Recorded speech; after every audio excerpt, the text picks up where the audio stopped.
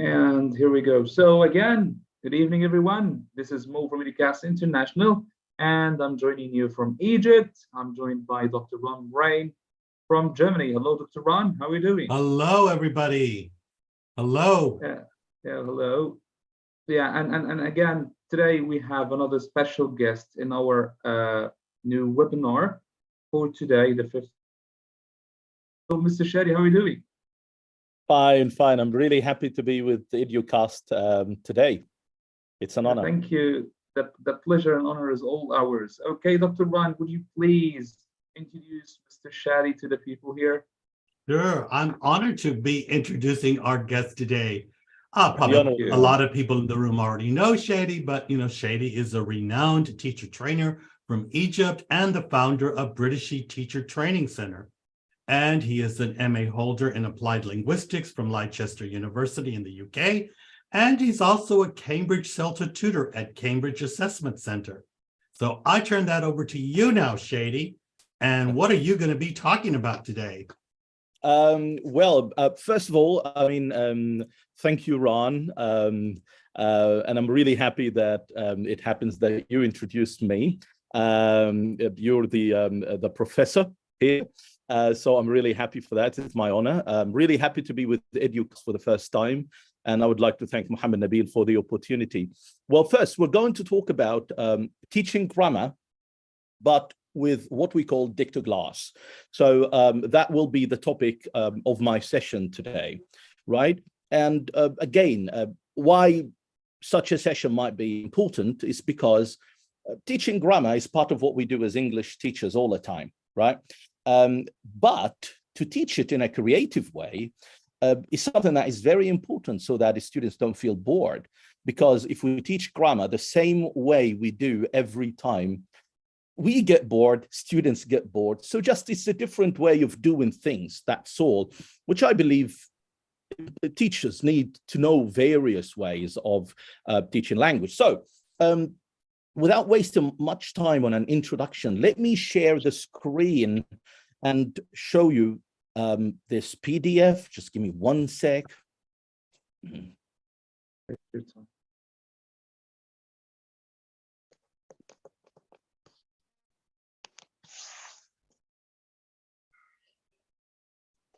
And my friends, right.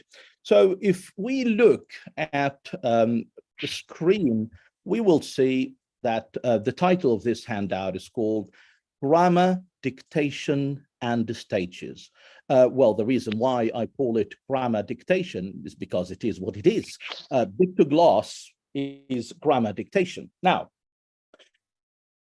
the picture of the lady down there is actually came up with the idea of dictoglass. This is Ruth Einrib. And she published a wonderful book called, right. So here is a part of the introduction to the book. So I actually took this from the introduction to her wonderful book. And as you see, there are some gaps there. Okay, so what I want you to do, my friends, is look at these gaps and try to think, okay, of what the answers might be, right? So take your time and then we're going to talk together. I'll give you just 1 minute to think about this and then we're going to talk.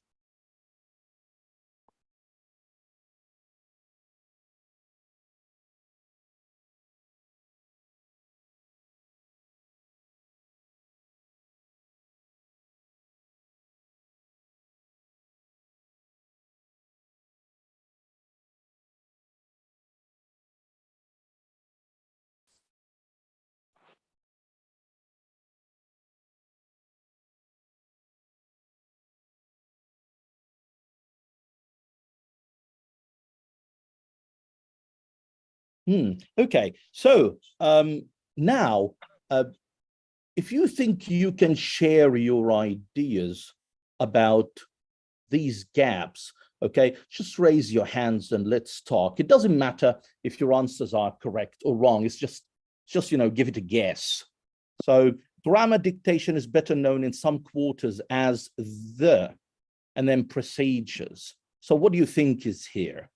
And then essentially, okay, so we've got here Ghada Regab. Yes, Ghada.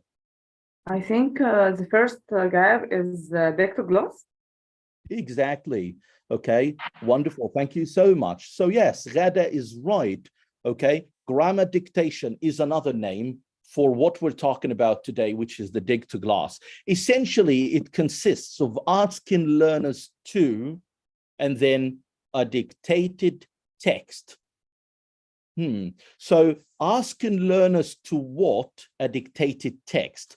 Okay, we need something here. We need actually a verb. So raise your hands if you're ready to answer. Let's go to May. May, what do you think? To write down. Write down. Okay. Close, but not exactly. Let me listen to Ramadan Arafat. Yes, Ramadan? To spell a dictated text.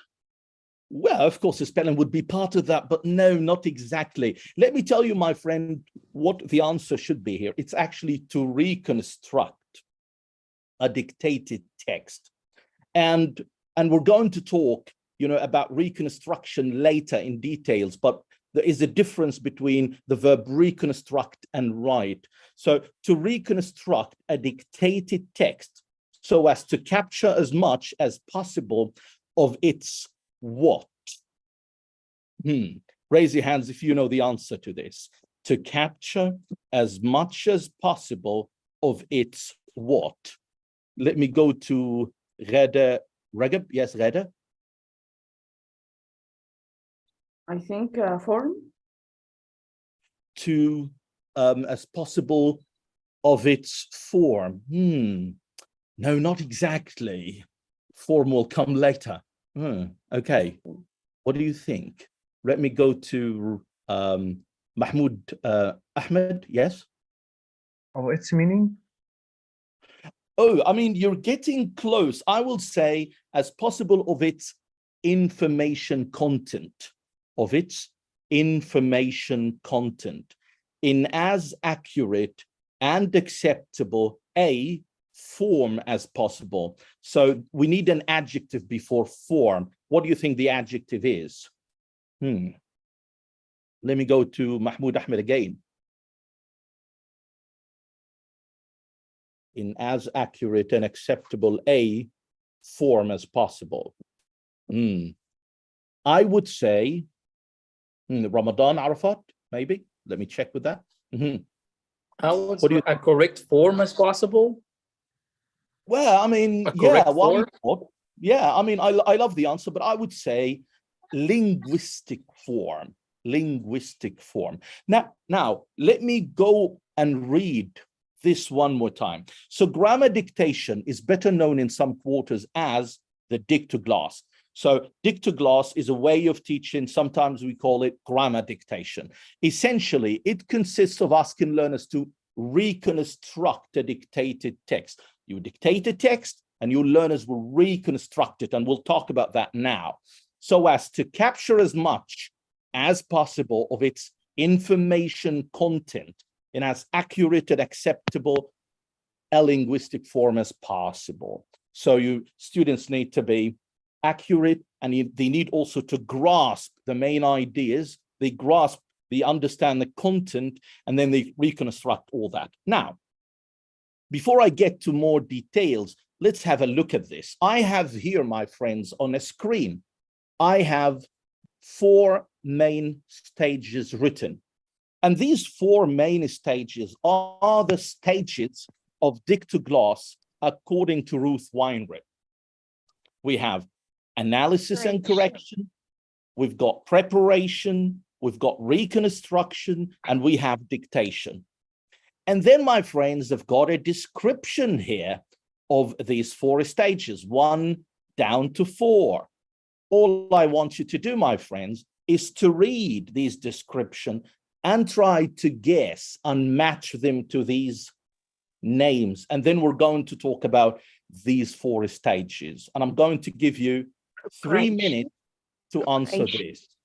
Okay, right. Let me send you this handout to your chat box. Let me do that. 1 sec.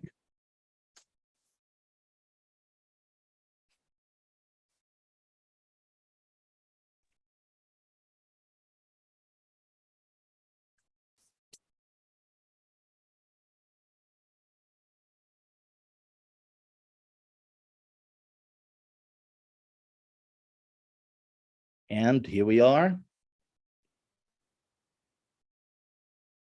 Shady, can you make that text just a little bit smaller so it doesn't take up the whole screen and we can see it more? Okay, I sent it already to the, so I'm going to stop sharing it because I sent it already to your chat box. You can download it now, think about it, and then I'll reshare it and discuss it.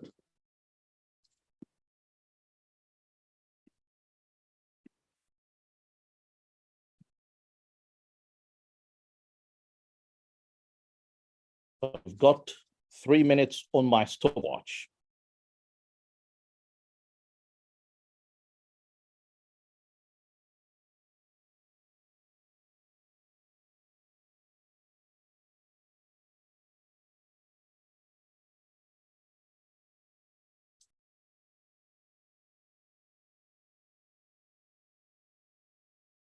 You can go ahead and just keep that on the screen, Shady, so that we can all see it. Okay, right. We'll do that, my friend.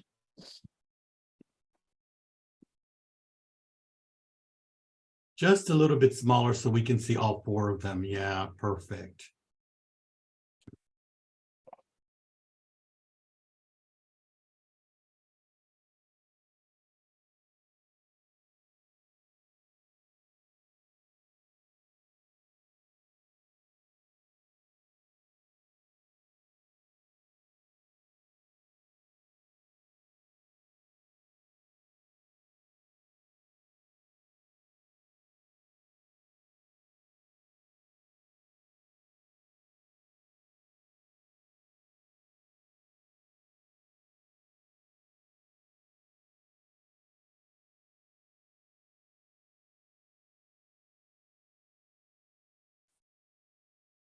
Okay, now let's talk, right?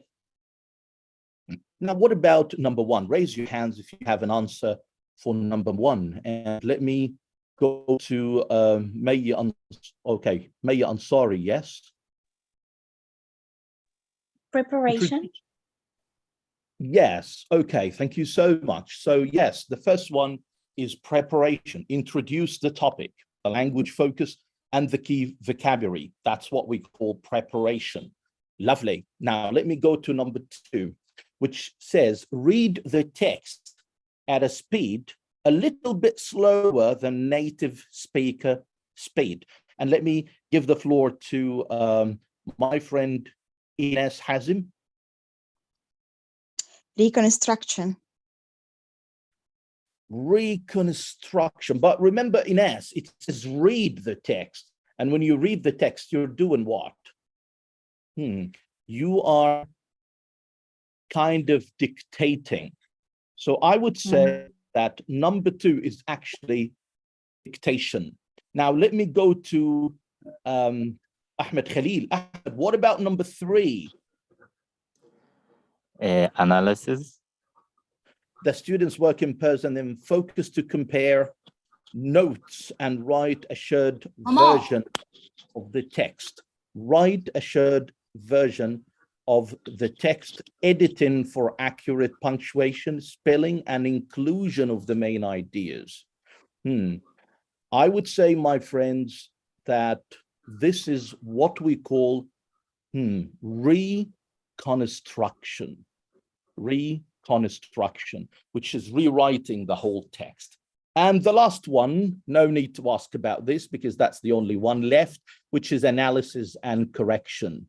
Now, let me just go quickly through these. So 4 main stages to a dictogloss lesson when you're teaching grammar. The first thing, preparation. And I want you to take notes quickly on this because preparation includes many things inside. In preparation, you start with a leading.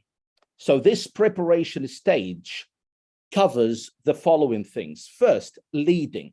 And we know that leading is for the sake of generating students' interest in a topic, right? That's number 1, which is somehow introducing the topic. Now, again, under the preparation stage, you need, my friend, first also to pre-teach difficult vocabulary. So if you think that the text you're going to dictate has some difficult vocabulary, that would block students' understanding, then that's the time for pre-teaching vocabulary. So now the preparation stage has all this, including, of course, instructions. You need to give clear instructions of what you're going to do, okay, with your students, and grouping them, putting them in groups. So let's talk about 4 things inside preparation, and you can write them down quickly. Number 1, what you need, my friends, is a leading, okay, getting your students' interest in a topic. And number 2, after leading, okay, you need to give them clear instructions about what is going to happen. You also need to put them in groups, because that would be based, Dictoclass is based on group work, okay? So it's so much student-centered. And also you need to pre-teach difficult vocabulary. Then we're done with preparation now. Now let me move to number 2. After preparation, the second stage is dictation. And dictation in the Dictoglass is different from normal dictation, because in normal dictation, you have to slow down. That's number 1. Why? To give some time to students to write. And also in normal dictation, what you do, you slow down, you go one by one, students write. But in Dictoglass, you go actually a bit, you know, slower than a native speaker, like you read it normally. But you don't read it normally 1 time, you read it normally 2 times. So again, so the first difference between Dictoglass and normal dictation, you slow down. In Dictoglass, no, you're a bit slower than a native speaker speed. Number 2. In normal dictation, you dictate, students write everything you say. But no, not in a Dictoglass. In a Dictoglass, you do it twice. In the first time, students don't write anything. They listen carefully to you to understand the text and to get its meaning, its general meaning. Number 2, you dictate again, and students don't write everything you say. They take notes on the main idea. So this part is very important. حزنت ما جيتش ليه طيب؟ Okay. Okay, we can all hear you. ايوه انتوا بتصوروا قاعده ليه؟ We need some. Okay, let me mute everyone. Okay, right. Thank you so much, Ron. I guess you did that already. Okay, lovely. So back to business. So again, so number 2, differences between. Okay, let me just try to mute all. Yes, okay, thank God. Okay, right. So again, so main differences between Dictoglass and normal dictation. In normal dictation, you slow down, students write everything you say. In Dictoglass, no, you dictate 2 times. The first time, okay, students only listen to understand the general meaning. Second time, what you do is that you dictate, they don't write everything you say. Well, they wouldn't have time to do so. What they do is that they take notes on the main ideas. Good. And then we come to the third stage, which is reconstruction. They take the notes they took on main ideas and do what with them? They try to recreate the text you dictated from their memories and from the notes they have taken. And this stage is called reconstruction. And then finally, we come to the analysis and correction where actually teaching happens. And I'm going to talk about that in details now, my friends. So let me now share handout 2. I want you to look at this. In handout 2, my friends, we have texts. It's called texts and levels. What do we mean by texts and levels? I'm showing you here 3 texts taken actually from grammar dictation. And what I want you to do, my friends, I'll send that to your chat box now. these three texts are at different levels. I want you to read every text quickly and decide this one is for elementary, this one is for intermediate, this one is for upper intermediate, pre-intermediate. So just decide on the level and then we'll talk. So I'll send you this now to your chat box first. Here we are.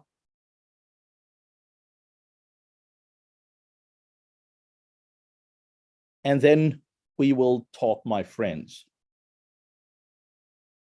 You have it now. I'll give you a couple of minutes to decide on that on my stopwatch, 2 minutes.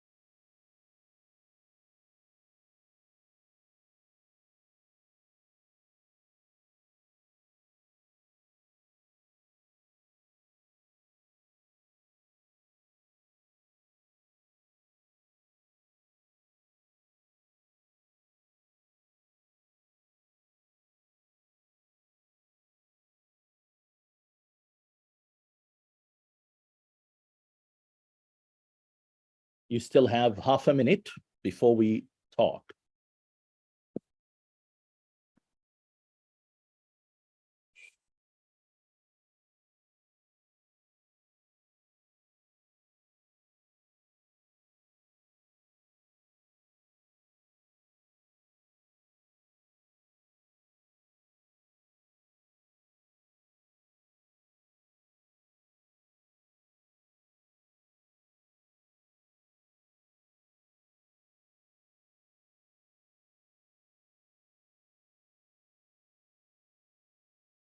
Okay, my friends, the reason why I gave you these three texts, because remember, in Dictogloss, the main thing you need to decide on is the level of your text, because you know the level of your students. You shouldn't be choosing a text that is too difficult for your students or too easy. So we don't want something that is so complicated, and we don't also something that is so easy so students get bored, right? We need something that is appropriate for the level of your students. So my question is, what about text number 1? What level is it appropriate for? And let me check with Amani Ashraf. Yeah, is it upper intermediate? Well, I would say, Amani, you're close. It's advanced, but yeah, I mean, it's a high level. So thank you so much. Yeah, the first one is advanced. Just look at the language. Look at how it is written. Okay. Conversely, would you be less critical of other drivers on the road, more positive about the government performance? So we can see that there is, some good vocabulary in there. Right. Now, moving to text number 2, and let me give the floor to Zahra. Zahra, what do you think? What is the level of text 2? What do you think? Yes. Zahra, are you there? Yes, I'm here. Hmm. Oh, this one, I guess it's pre-intermediate. Oh, well spotted, my friend. Yes, that's pre-intermediate. Good on you. Okay, lovely. Last one. Let me go to Dunya. Dunya, what do you think of text 3? Okay, it's like intermediate. Well spotted. Yes, that's intermediate. Thank you so much. So my friends, we have now three texts here. We've got text number 1, and that's for advanced students. Text number 2, that's for pre-intermediate students. And text number 3, that's for intermediate students. Right. Goody. So step number 1, decide on the level of the text you're going to get to your students.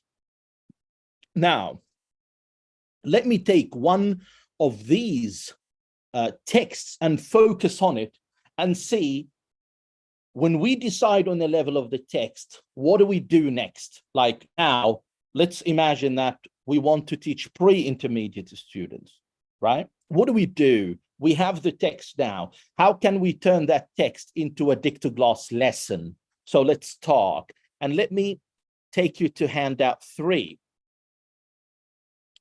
And look at this, my friends. In this handout, we have a passage, okay? Obviously, this passage is written for pre-intermediate students.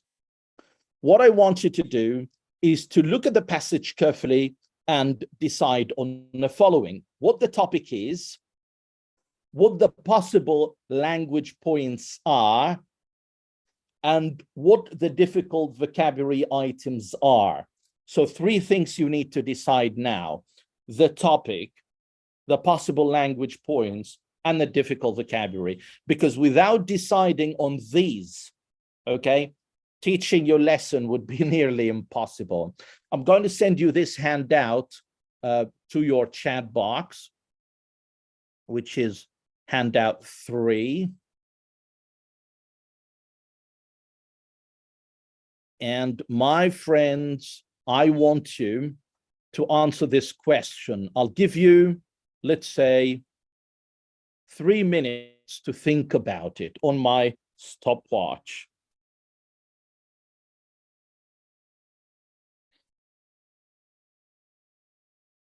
Take your time.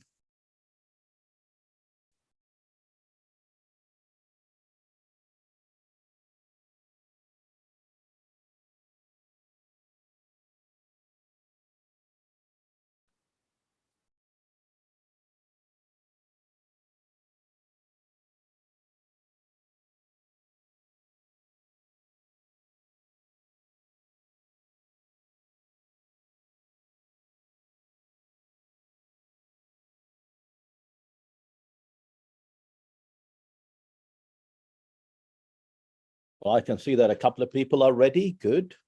Dunya and Marwa are ready. Let's wait for your friends.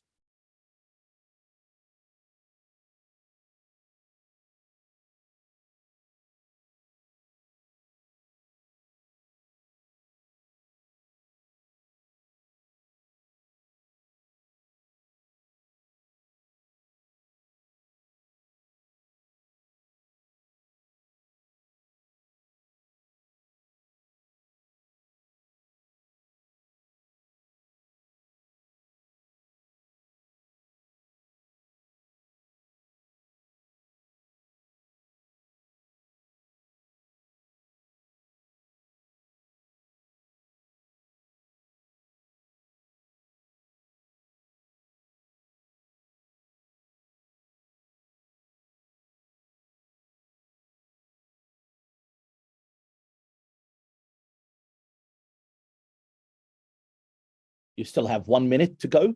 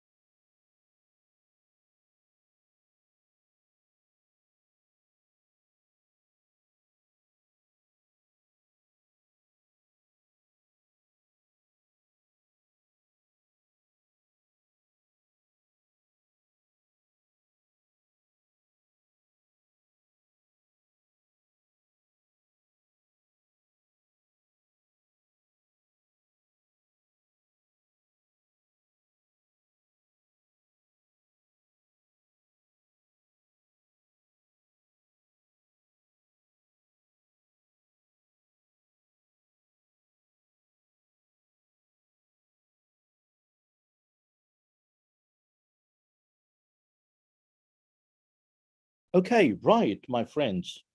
Let's talk. And talking about the topic, let me ask my friend Khulud. Khulud, what do you think the topic is? I think appearances, first impression. I love that. Yes. Judging a book by its cover, appearances, first impressions. Excellent.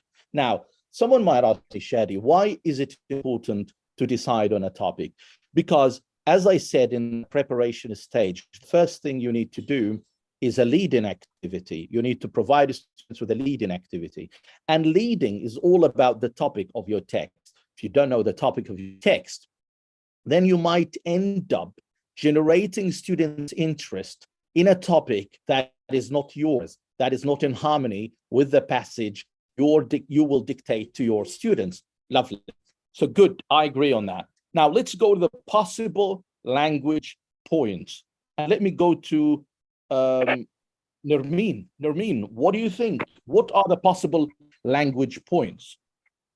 I think teaching present simple tense and complex sentences as well. Okay, let's go Nermeen together. If you're talking about the simple present tense, and you give me the number of sentences. The first sentence, number one. Very good. Yes. The second sentence, number two. Yes, we often think that's good. Very good. Is there someone else we can focus on in this text? I think teaching complex sentences.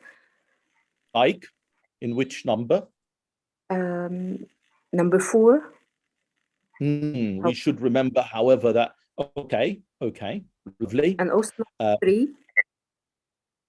For example, we may expect a thin person to be quiet or shy, while, okay, lovely, right?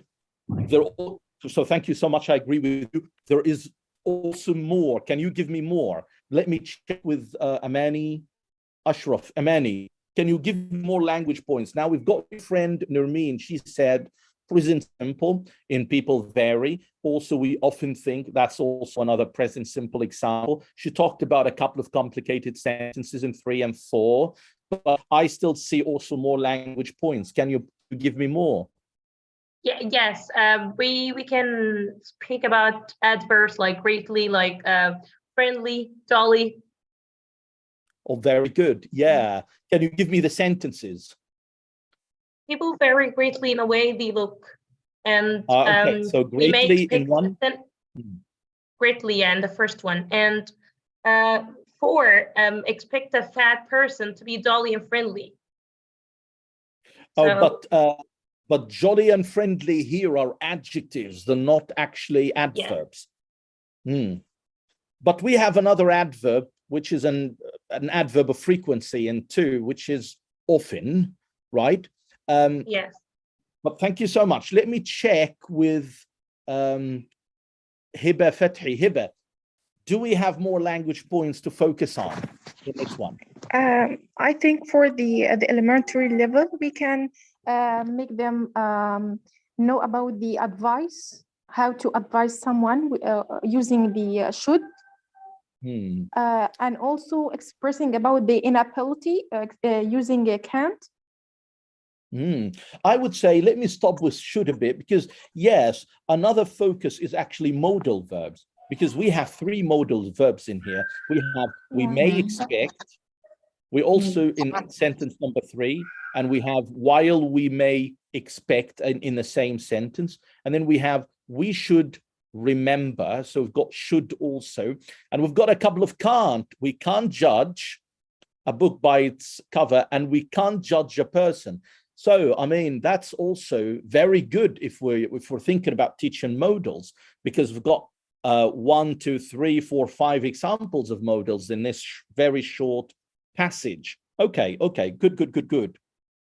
Right. Now, let me move to the difficult vocabulary. And remember, we're talking about the level of pre-intermediate students here, because this passage is for pre-intermediate students. What might be difficult in terms of vocabulary for pre-intermediate students? And appearance. Oh, I can say that. Who is the speaker, please? Sorry, Muaz. Muaz. Okay, Muaz, tell me, what do you think? I think word like maybe judge or appearance. I would say yes, appearance and judge. These are words that you can pre-teach. Can we so, add... however, as a connector or as a conjunction. So I think it's may be hard for intermediate students. I don't think the meaning of however will be very challenging for pre-intermediate. You might focus on it if as a language point, but I don't think it will be very challenging in terms if we're thinking of it as a vocabulary item. But I agree with appearance. I agree with judge. Let me go and ask Ghada Ragab. Ghada, what do you add to the list? Muaz gave me two, judge and appearance. Okay, I think personality, jolly. Yeah, I would say yes. Personality, okay. excellent, and jolly. Okay, these are 4 words now. Well done. Okay, and you said something else. What? You added something, right? Shy. Oh no, I don't think shy will be challenging for pre-intermediate. So let's count together. We have appearance now. We have judge. We have jolly. We have personality. I still have 2. Okay, and I would give them to you. Vary can be a challenging word for pre-intermediate. So people vary. So that's something you can teach. And also, wait a minute, to tell. Because tell here is not used in its normal meaning. Okay, we often think we can tell someone's personality. Students usually know the meaning of tell as he told me something, I told him something. But here, we often think we can tell someone's personality. That's a different meaning here, because tell here means judge. Okay, so that is also worth pre-teaching. Lovely, lovely. Okay, good. So now we agreed on a topic. We said that it is appearance, judging a book by its cover. And then we talked about the possible language points. And we talked that we can cover modals. We can think about, present simple sentence. We can teach complicated sentences. Some people mentioned connectors like however, while. Right, fair enough, fair enough. Now let's move to leading. If you are to use this in your own lesson, as a beginning of dictogloss, what you need to do is that you need to start with a leading. What might be a good leading for this one? I need to listen to some of your ideas. How can I attract my students, attention to this topic? How can I make them interested in it? Let me go to Hiba Fathi. Hiba, what do you think? Maybe I can, put a picture who has a fat boy and a thin boy, and ask students, what do you think about these people or these boys from the first impression or from the first look? Ah, okay. And then you move on to talk, and then ask the students things like, yes, people. I will move to the idea of that the first appearance or the maybe the shape of their body may form their opinion about them. Oh, wonderful. Okay, I love the idea. Thank you so much. Let me listen to Marwa Muhammad. Marwa, now your friend gave me a wonderful idea for a leading. Can you think of something different? Okay, maybe I can show them a video, maybe for 1 minute only, for some people that the first impression when you see someone. So do you think that you judge by their faces or the personality or the appearance, so what's the difference between them? So I can show them a video, maybe some people or a situation with someone that he has this impact on him. Okay, interesting. One last comment here. Let me go to Ahmed Khalil. Ahmed, okay. Now, 2 of your friends gave me ideas for a leading, one using some pictures and the other one using a 1 minute video. Do you have a different idea? Okay, I can show them a picture of two children, also one thin and one fat. The picture should should see them the difficult or the problems that the fat boy faces in our lives. They can't run, they can't practice any sports. On the other hand, the teen boy can run, can practice his life normally. And how will you proceed with that? We show them these two pictures. How would you get to the points of judging a book by its cover?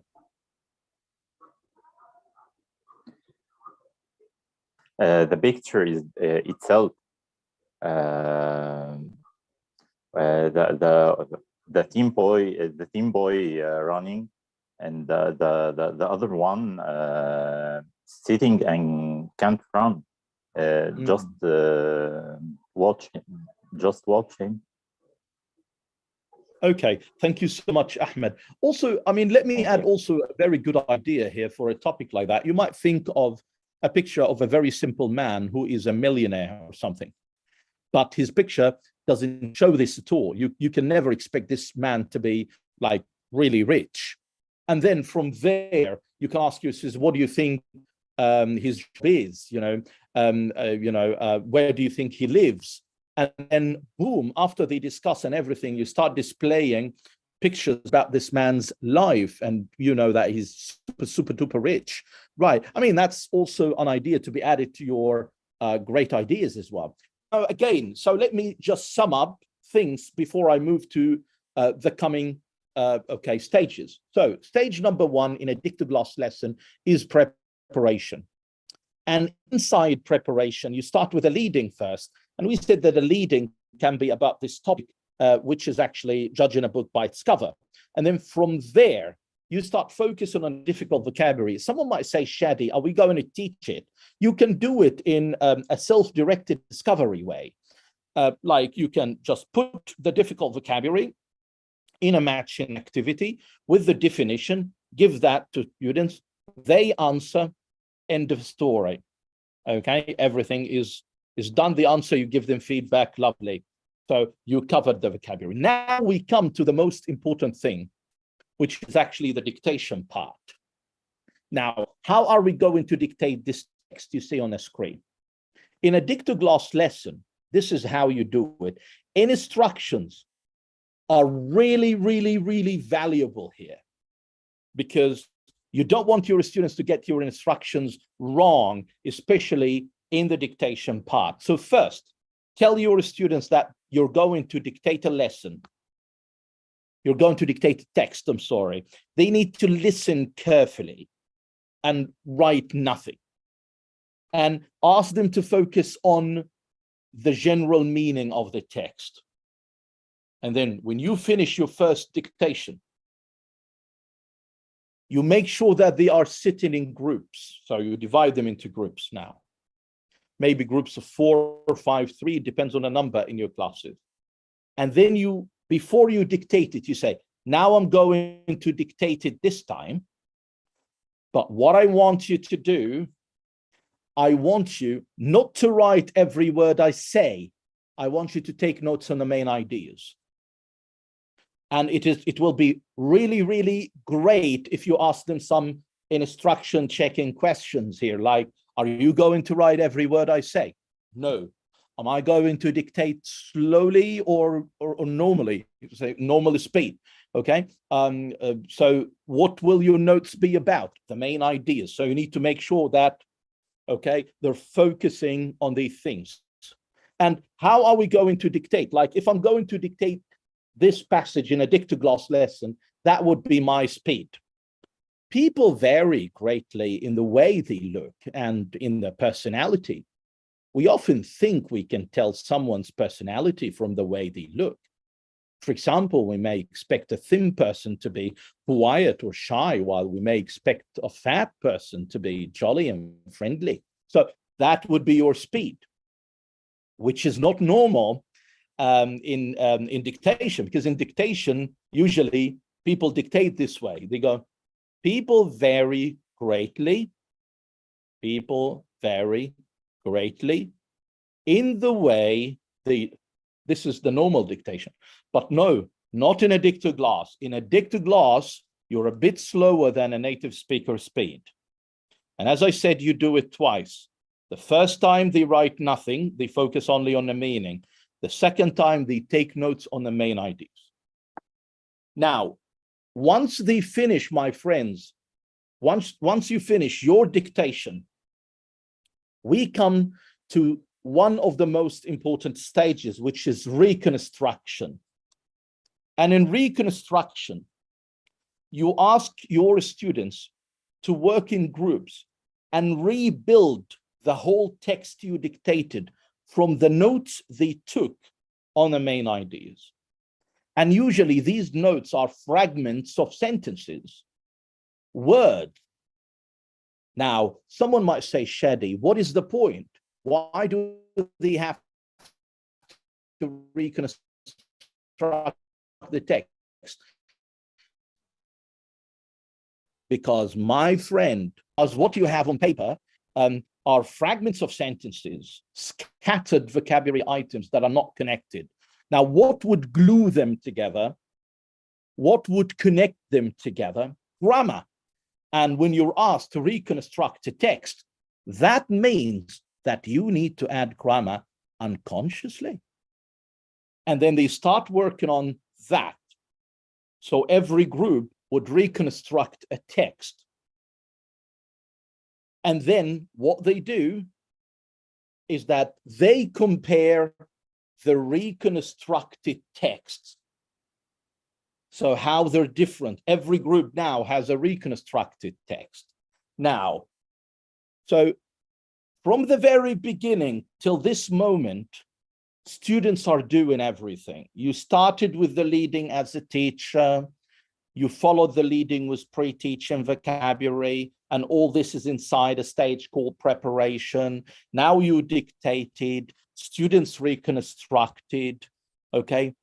And what is so amazing that your teaching comes at the very end of the lesson, which is in a stage called analysis, okay? And correction. And my friend, that is the stage where you display the text, maybe on your data show, or you give the original text to your students to compare it with what they have produced.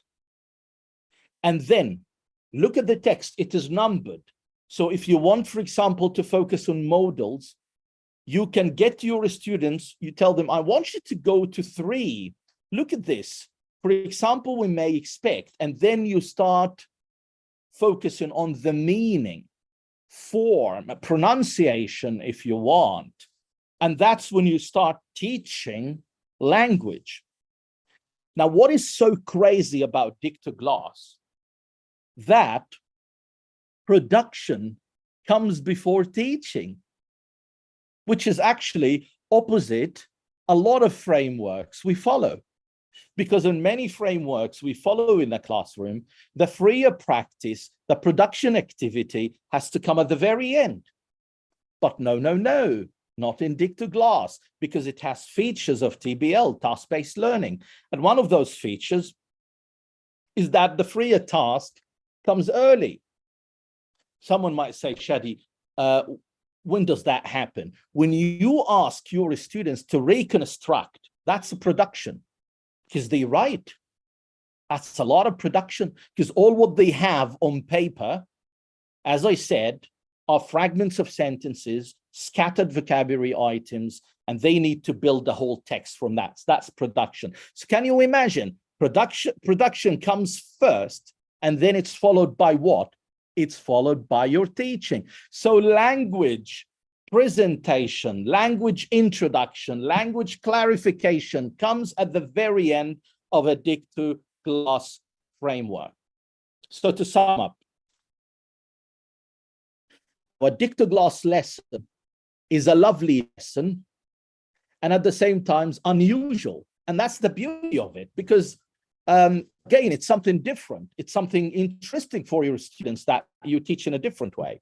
And one of the things I love about Dictogloss is that you can actually adapt the text in your course book that you work with so that you turn some of the lessons you have ready-made in your grammar book or in your course book. You can turn them into a Dictogloss lesson, and the students would feel, yeah, oh, it's different today. It's not, you know, what happens every time. That's really healthy. So I would say, to sum up, preparation first. Inside preparation, you do 4 things. Number 1, leading, pre-teaching vocabulary, giving instructions, grouping your students. And then move to stage 2. Dictation. You do 2 things. You dictate first using a speed that is slower than a native speaker speed. And then you dictate the first time. Students don't write any words. They focus on the meaning, the whole meaning of the text. Second, you dictate again, and you instruct your students just to take notes on the main ideas in the text. They don't write every word you say, and insist on that. They wouldn't have time to do it. Then we come to stage number 3, reconstructions. They start working in groups, reconstructing their texts. And then after that, they compare the reconstructed text produced by different groups.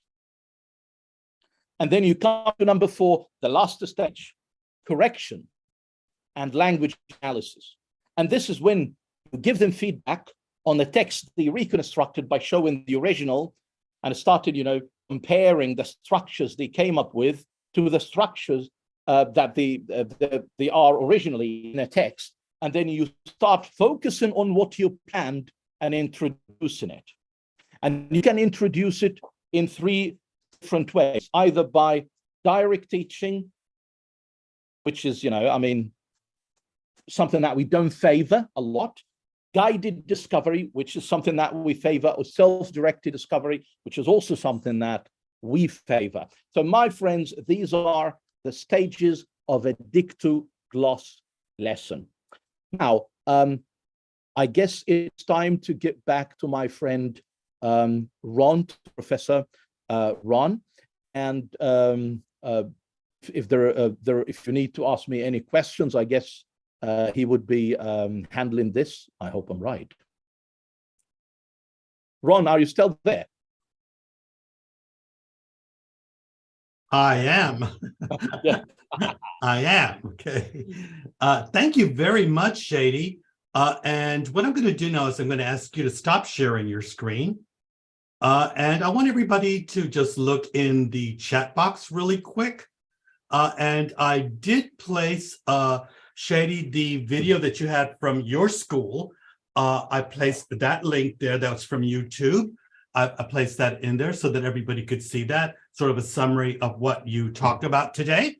And then I put something there from the Bell Foundation in the UK, which is a great little quick explanation, sort of the theory of the, you know, Dictogloss. And I'm going to be placing another one there, but I'm going to share screens with you right now. But before I do, just need to open something up real quick, because I'd like to summarize what you talked about. Okay. And let me just kind of get that really open there. And I'm going to share screens. And I think everybody can see this right here. Can you see that, Shady? Yes, yes. Oh, lovely. And this is a mind map that I created.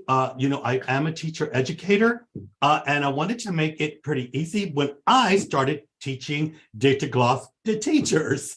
And so I just did a mind map really quick.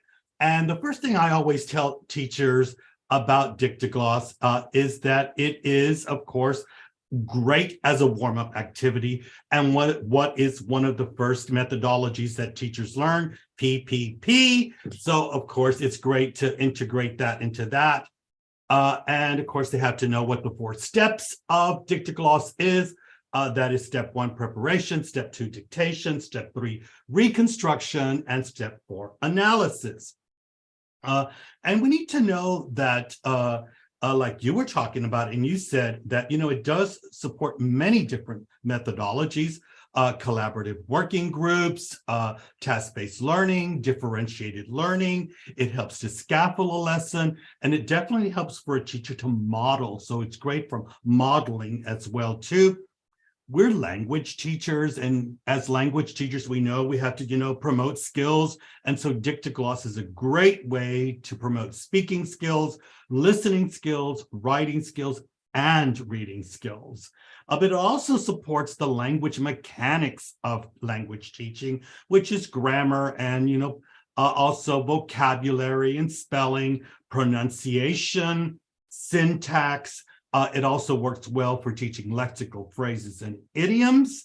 And last is that it indirectly teaches learners to take notes, how to do redrafts, how to present orally, how to storytell, and how to storyboard. So these are all the things that you talked about right here in a mind map. I'm going to place that in the chat box because these are the things that we quickly need to know. It's one of your cheat notes for Dictogloss.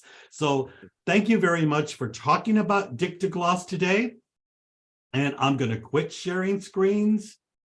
And we're going to turn this now over to the audience. And does anyone have any questions that they would like to ask about Dictogloss? Do we have any questions? Just raise your hand. And we got Dr. Nermeen Ali, I think. Do you would you like to ask a question? My question is about using Dictogloss while teaching drama. Is it okay to teach drama using Dictogloss? Well, Shady, I have an answer for that, but I'm gonna see what you say. Oh, okay. No, you go on. Yes.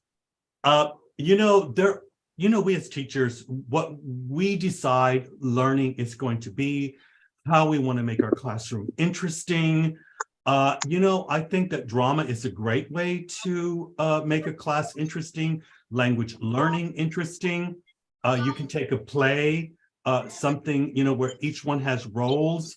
So Dictogloss is good for that. It is good for teaching drama. And it's, good for memory as well, too. It's great, not just for pronunciation in that sense when you're using it for drama, but it's great for intonation. And that's different than pronunciation. So it's great for that. So when they have to intonate words, yes, I would highly recommend it for a way to do language learning, drama, role plays. Yes, it's great for that too. So the answer is yes, you can do that for that. It's a very flexible framework. So it's definitely, you can use it for so many different things. And as I said, it works for low-level learners and up to high-level learners. So, it's one of those proven methods. And I have to say that, we're teachers, we get busy. Sometimes we forget to prepare a lesson because we just have so many things in our mind. And I can tell you that Dictogloss will always be your lifesaver if you know how to use it in the classroom. So all you have to have is have a text, break it down, learn how to read the text, because you do have to know how to read text and dictate text. That's really important. But I would also like to say that don't forget that to use the technology that you have in the classroom. If your learners have smartphones, if you're using WhatsApp on those smartphones with your students, why don't you record yourself and send them all a recording on WhatsApp and then have them listen to it? So you're teaching listening, and let them play it again and again and again to create a written text for that, to script that for you. That's Dictogloss as well, too. And it doesn't have to be you. We work with differentiated learners in the classroom, and we have learners that are very good language learners, and we have learners who are not very good language learners. Dictogloss is a great way to handle differentiated learning. get the good learners to record their voices and make sure that you, of course, control that, that they're doing that right. And let the students be the teachers. Let them use their voice for the recordings. They feel like they're part of the lesson, and they send it to everybody. And then everybody has the same task of working in groups, putting the text together, reconstructing it, creating a script, and then having people read it out and then correct it. So that's another way of doing it. And don't forget that the way human beings really do listen is not with their ears. They listen with their eyes. So we need video as well. So use YouTube videos because they're great. The videos can be slowed down to slower speeds. And of course, there's closed captions there as well. But nothing counts until it's written down because Dictogloss is about writing and writing text. So yes, you can use videos from YouTube as well too. And if you have CDs, you can use those as well too. And for those of you who like music, why not just play a song in the classroom and have the students write the text down and see what they understand? That's Dictogloss as well too. So do we have another question for Mahmoud? Yes, hello, Ron. Hi, Mahmoud. Hello, hello. Can you hear me? Yes, we can hear you. Okay, I'm so happy attending the session with you. I'd like to thank you all, especially Dr. Shari and you. But I still have two questions regarding the Dictogloss lesson. Well, we're going to let you, because it's Ramadan, we're going to let you ask 3 questions. Okay, thank you so much. So the first question, if I have in my class different levels of my students, I mean, different competencies of the students. So how can I apply differentiated teaching or differentiated learning atmosphere with my students, applying this with Dictogloss technique? One more thing, I feel that this— Well, let's answer that question first, okay? Okay. And I think I just said that Dictogloss is one of those life-saving approaches or methods, whatever you want to call it, in the classroom for many reasons. But I think the most important reason that it's successful is because of differentiated learning. We do have different learners. Everybody learns differently. Not everyone learns at the same pace. And this is why we need collaborative learning. When we talk about differentiated learning, we're talking about collaborative learning.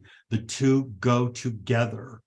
So please remember that, that you don't put one person by himself or herself. You got to put people in groups. That's the most important thing. Because differentiated learning is about group learning, collaborative learning. And you want to put your learners together in good groups, good learners, fast learners with slower learners, turn the learners into teachers as well. And the good learners teaching the slower learners. But Dictogloss is that way to do it. You can do it with Dictogloss in so many different ways, with recordings, smartphones, WhatsApp, YouTube, videos, whatever. You can do it like that.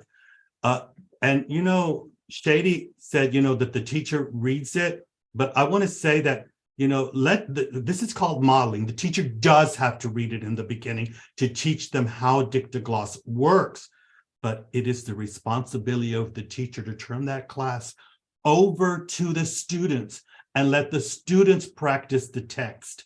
Let them practice it with each other first, and then let them stand up in the room or in the groups and dictate it to the class aloud, piece by piece, where the students are taking part in their own learning. That's another way to handle differentiated learning. And then when they're reconstructing the text, put them back in their groups, let them learn from one another. That's differentiated learning with Dictogloss. I hope that answers your question, Mahmoud. And Shady, I hope you're happy with that answer. Oh yeah, I mean it's great, especially the part when they are introducing the text they came up with to the whole class, which is also a feature at the heart of task-based learning, which is because Dictogloss is just another form of TBL. And yeah, I mean, it's great. And it gives a lot of confidence to students. So I love it, yeah. Shady, I think that Dictogloss is probably the oldest thing of TBL. It's probably the original TBL lesson. Yeah. We don't have any proof of that, but I think it is because, dictation used to be frowned upon, but I think dictation is a absolutely very necessary part of language learning, and Dictogloss is the best way to do it. Because I know when I was a young boy, we did it. We did it in the classroom already starting in the second class. And I have to tell you, that was a long time ago. Yeah, so Mahmoud, you said you had another question. Let's tackle that question. Okay, thank you for the first part of my question. It was clear for me, I got it, I think. The second part is regarding the free practice. I feel that it's much controlled here. I don't feel that they produce a kind of text that's completely out of their minds. So I feel it's much controlled here. I don't feel that it's that kind of free practice. I don't know where to produce this kind of practice in such lessons. Can I ask you what you're calling free practice? They came up with the use of language from their mind. They use the elements or the target language with maybe sentences out of their minds, or creating a story or something more that has more creativity. Okay, well, let me just say something about that, because I have worked all over the world, and different cultures learn in different ways. And asking students to take responsibility for their own learning, asking them to, create lessons and create tasks for themselves, that could be too much for them. That could be overwhelming for them, I have to say, especially with low-level learners. So let me just say that one way to, deal with this is let them find a text from a newspaper or a magazine that's in their mother language. Give them that as homework. All they got to do is come to class with a text from a newspaper, a magazine, something, anything, and to cut it out, and then to bring it to class, and then have them do it step by step, where they would translate the text. And that's language learning. That's the translation method. But I don't have anything against that, because, that's their mother language, and our mother language is our home base. And so that's how they can learn vocabulary, sentence structure, grammar. And then once, you're happy and you controlled the text that it's, correct with grammar and all that, turn it into Dictogloss. You can lead into Dictogloss with other tasks. One task can lead to another task.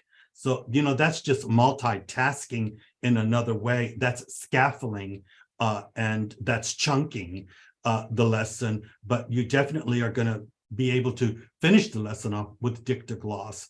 But I hope that answers your question, because that's one possibility of working with people where you give them a task, they're taking responsibility, they're creating the work themselves. They feel more engaged because you're giving them something that's realistic for them, instead of a text that maybe they didn't choose themselves. And that's voice and choice. So there's a lot of different dynamics going on there, but I hope that answered your question. Okay, thank you so much. Thank you. It's clear now. Okay. And Moaz, we have a question from Moaz. Yeah. Yes. Okay. So, for example, if I have like a normal grammar lesson using the text-based presentation, or maybe PPP, so can I integrate this activity as a less guided practice, or or less controlled practice? Well, if you're doing PPP, of course, you're going to probably, or maybe text-based. Yeah, well, it's task-based learning. Dictogloss is a task. Okay, it's a multi-level task. It has a structure to it. Some people will call it an approach. Some people might call it a methodology. But Dictogloss, as you can see from the mind map that I presented, does, and as Shady said, it has 4 steps. And the first step is preparation. So, and what's the first step to PPP? Preparation. So, yes, you can use it for that, for teaching vocabulary. for teaching, pronunciation before you get into a topic. I always say PPP is a great, Dictogloss is a great way to do a warm-up activity before you go into a topic. Okay, thank you. Thank you so much. You're quite welcome. I hope that answered your question. Do we have any more questions? And Shady, can we get you back on? Yes, here. Don't leave me here by myself. So, do we have any more questions? Okay, well, I just want to say that it's already a little bit past our time. I want to thank you again, Shady, one more time. Please look in the chat box where I did place the video from Shady's school with him talking about Dictogloss and how he's doing it in the classroom. And I will, as always, usually do a write-up about this on my Facebook blog, where I will place some more links and also the mind map that I presented here today about Dictogloss for you to look more into Dictogloss. Because remember, teachers need to read, they need to research, and they need to reflect. Okay, and that's what this is all about. I want to wish you all a happy Ramadan evening. We still have a long night to go. I know that everybody stays up late. And I still have my little dessert that I'm waiting to eat. Okay, so after this talk, I need to get back to my eating part. Okay. So everybody, thank you for coming. Thank you very much for coming. And we look forward to seeing you again at our next Ramadan event. So goodbye from Germany. Yeah. Thanks goodbye, for you. Shady. Thanks for the cast. Bye. Bye, everybody.